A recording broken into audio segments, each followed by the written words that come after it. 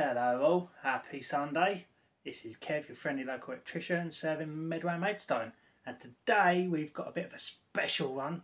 We have my very own wall of flame show and tell.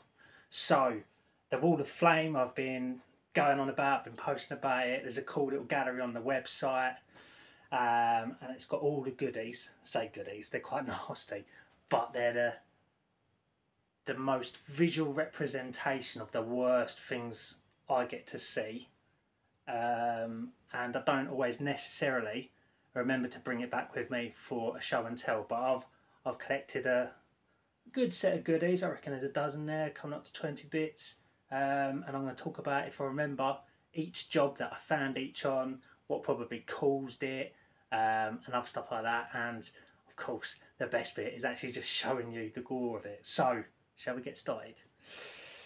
First up, we have,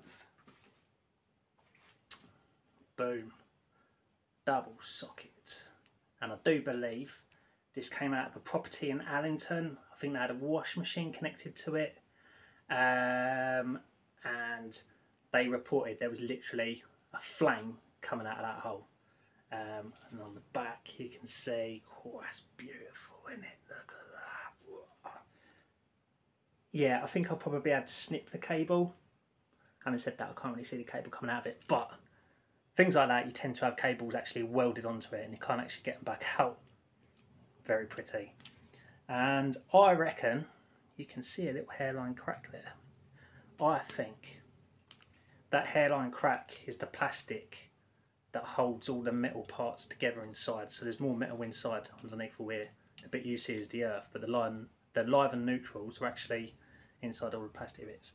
When that plastic cracks, I reckon it slightly lets a little bit of play in there, and then when you plug a plug in, the pins on the plug are actually trying to push out a little bit to get that good connection. So the inside of the socket, like that, the plug's trying to fit in, and it kind of does a bit like that. But when you're pushing that away and you've got plastic that isn't holding it tight, you're probably going to end up with loose connection.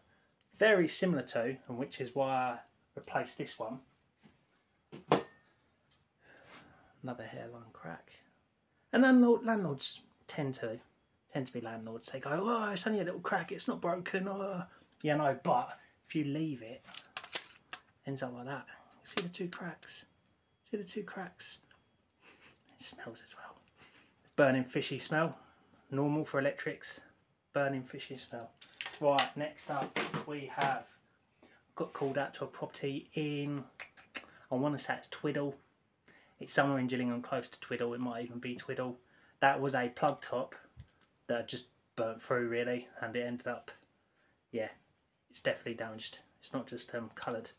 On the back it looks okay, the wiring was okay, it was the plug top itself. The fuse inside had just started melting on them, and I think it was a microwave or a kettle that did that in the kitchen. This one, so this, I was getting nuisance tripping at a commercial property. I believe it was in Dover. But essentially, so this is what an awful lot of people do.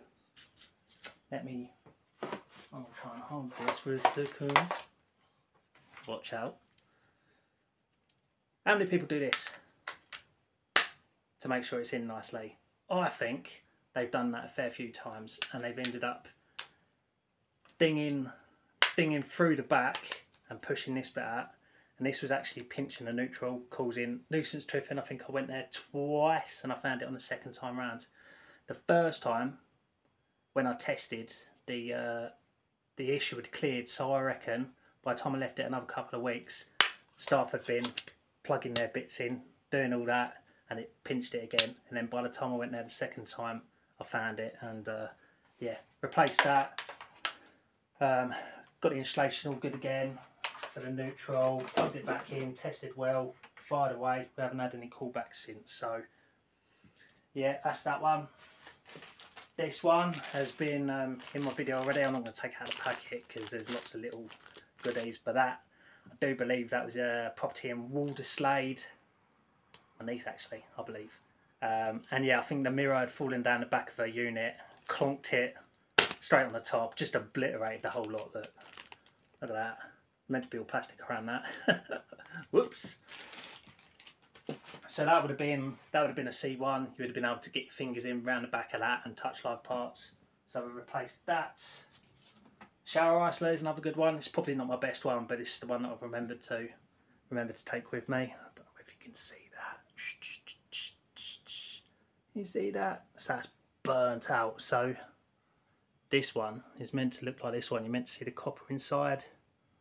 But yeah, I've seen, again, when they get hot enough, they fuse themselves. The cables fuse themselves.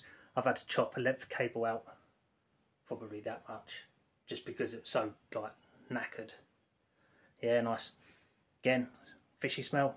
It's standard for electrical sort of fires starting. And you can just on the outside, you can actually just see where it's starting to yellow and warp. Very slight, but thermal damage needs to be replaced. That will never get better.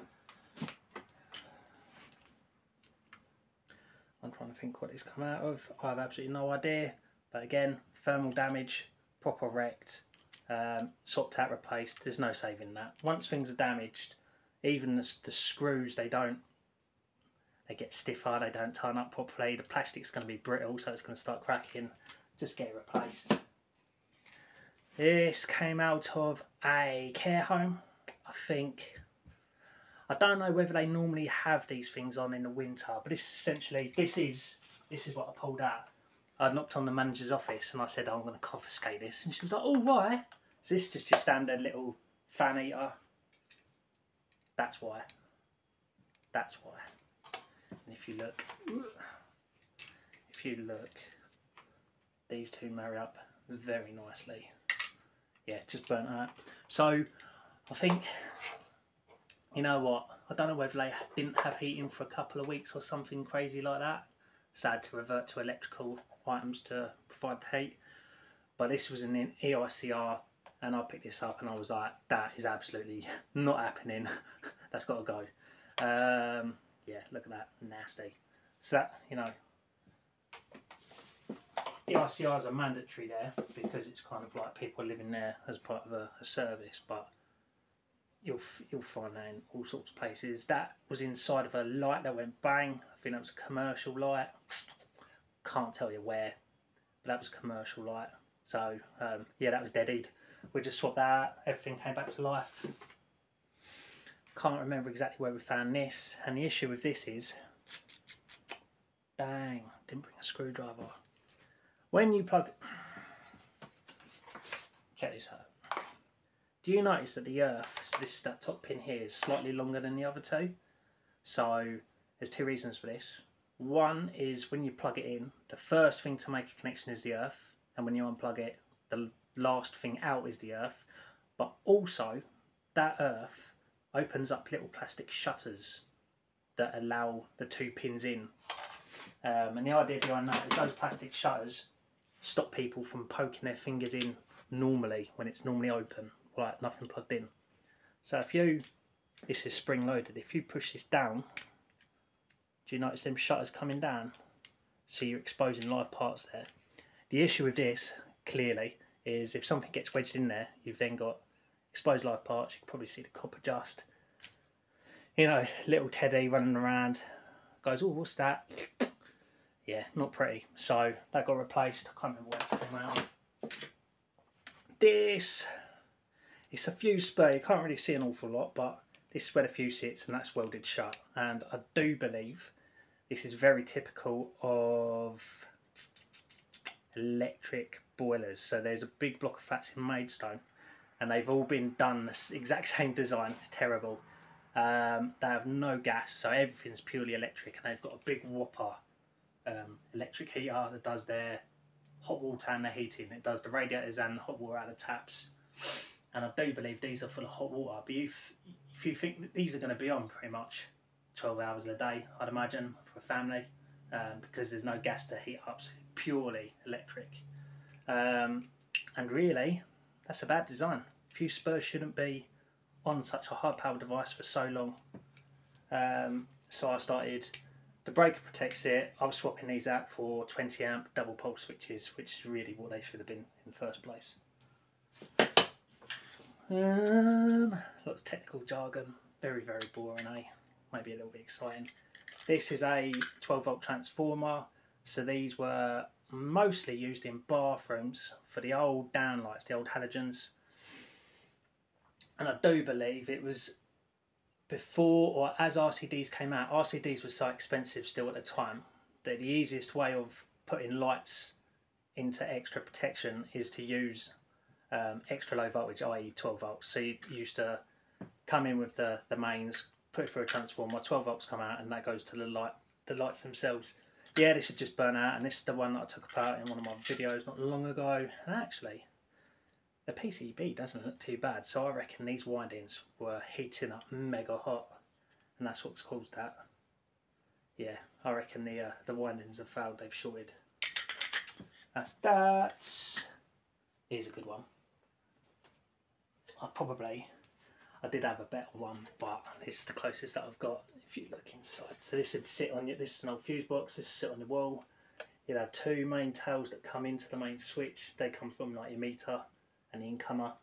If you take a look at that, whoa, that's burnt to sin. I'm trying to think what I went there for. I didn't even go for that. I think they were having smart meters fitted, and the smart meter guy said you've got bad polarity, wrong polarity, or something like that. Did they have a wrong polarity? I can't remember. Anyway, I opened the board up and I was like, yeah, that's not good. Definitely not good. And I said, you're not going to find a main switch like that anytime soon. This is this is 16th edition metal boards. These are like old metal boards. And in fact, if you look, I reckon you've got a green goo effect. So green goo, yeah, look at all that. Green goo effect came from, there was a particular set of years, I think it's the 70s or something. Cables were made with a particular insulation that took like 20, 30, 40 years to come out, but then they started decaying, and it's almost like a fairy liquid. It's got the consistency of fairy liquid. It's bright green like fairy liquid, and it will run out the cables. I've seen it run out the back of sockets down the wall. I've seen it gunk up a breaker so much that when you flick it off, it'd drop in slow-mo because it was so gunked up. So yeah, that's a nightmare issue for a lot of old properties. So yeah, that's the wall of flame, and there's probably more sciencey stuff that I could talk about, explaining about them all and how you can avoid them and stuff like that. For electricians, this is standard. It might look like a lot to a normal person that doesn't deal with electrics, but you've got to imagine the probabilities. We're working with this stuff day in, day out. And none of that's really too uncommon. It's almost the same sort of probability of... sounds a little bit... but hairdressers are probably more likely to see an awful lot more nits than most people. We tend to find things that are burnt and dangerous, electrical, than most people. But yeah, there's the wall of fame that I've been collecting for... might be 2 years now, when I remember to... and they're only the best ones. Like some of these are all visual, so I can actually show someone and they can kind of go, ooh, yeah, that's bad. This skims the surface. These are the worst visual ones. In fact, some of these aren't even the worst. I've seen worse. But there's all the other ones that you can't see. So no bonding to your gas in your water. Broken rings is another one that you can't really see. You need to test for it. No earth. I've found properties with no earth. They've had to get UKPN out to give them an earth. Yeah, a little bit worrying. What else? Metal fittings that don't have an earth. Holes, so it's not really probably the best one. I've done a video on this on a new fuse box. But holes where you can get your fingers in, that's dangerous if someone can get their fingers in and start touching things. It's more litlins and pets, I'd imagine, than any sane adult who's going to start poking their fingers in places where they shouldn't. What other stuff do I see? recently come across wall lights. Wall lights are a big thing. If I look at wall lights, I'm like, oh, because the likelihood is they haven't been put in properly. The cables probably haven't been routed in properly. They're probably not the right type of cable. There's probably no earth. If it needs an earth, I did a video on that not long ago. Kitchens, I find all sorts of weird and wonderful stuff. If you're getting a kitchen done, make sure there's a proper spark that accompanies the team that does it. Don't let the kitchen fitters do it. As much as they're trying to be helpful, don't let them do it. Again, I picked up on a kitchen. So a landlord, he asked me, well, what do you think might fail? It was a little bit... I wasn't... Yeah, anyway, he was trying to ask me to guess what might be wrong with the property before I started testing. And I walked around, brand new, newly fitted kitchen. I said, and I knew there wasn't a spark that did that, and I said that probably cause you problems. Kitchens normally cause problems. I walked through, I said standard pendants, they're good. Standard light switches, they're good. You're probably not going to have a problem with them. There were 2 wall lights. I said you're probably going to have a problem with them. And then there was a couple of broken sockets and stuff. But yeah, wall lights, kitchens, anything outdoors, shed electrics, unless it's done by a proper spark. Even the cables that wrap around the building for a security light, I've seen them fall apart just because they're not rated for UV and rain and the weather. Wrong cable, wrong cable. Immersion heaters, because they're high power and they're being used all the time. You do find things like that, where the cable's been burnt and stuff. Oh, I missed one. Oh, socket, loose connection. See this? The insulation has literally been burnt off the copper. See all that, all this burning, charring. So that'd be brittle, that'd be nasty. That's welded shut. That's had to be chopped. Yeah, cracks like that, I see a lot. Cracks like that. In rentals, I often see when sockets stick out of the wall with a pattress rather than being recessed flat. That's a great target for accidentally kicking as you're walking past. It's a great target when you're moving furniture and you accidentally clunk it. I tend to find these bits snap or the socket snaps. Yeah, that's a regular occurrence. But yeah, welcome to the Wall of Flame. Have a look through the other photos and enjoy it. Forgot to mention these ones. So that was plugged into a fuse box. Inside the fuse box itself, that powered a shower. And this was the inside of a light. See all that charring, burning. Don't know how that didn't go bang. Found it in the end. Don't know how it didn't go bang. Or light up like a Christmas tree. Last one, completely forgot about this. This is probably my best visual for a bang bang. I have had a socket that's literally disintegrated in front of me, but there were so many little bits. All I managed to catch was a photo of all the little bits on the floor. But this was in a warehouse that was having a little leak, teeny tiny leak in the roof that was dropping straight into this. Look at all the warping. That's not all meant to be there. Oh, let's do it that way. Look at that. Look. So this would be upside down. Like that. And you know what, it's so knackered. I've tried putting it apart. This used to come apart. And you can hear all the... It's all just falling out. It's so knackered I can't get it apart anymore because it's just like falling apart on me. Look at that. Oh, good lord. That's a good one. That's a good one.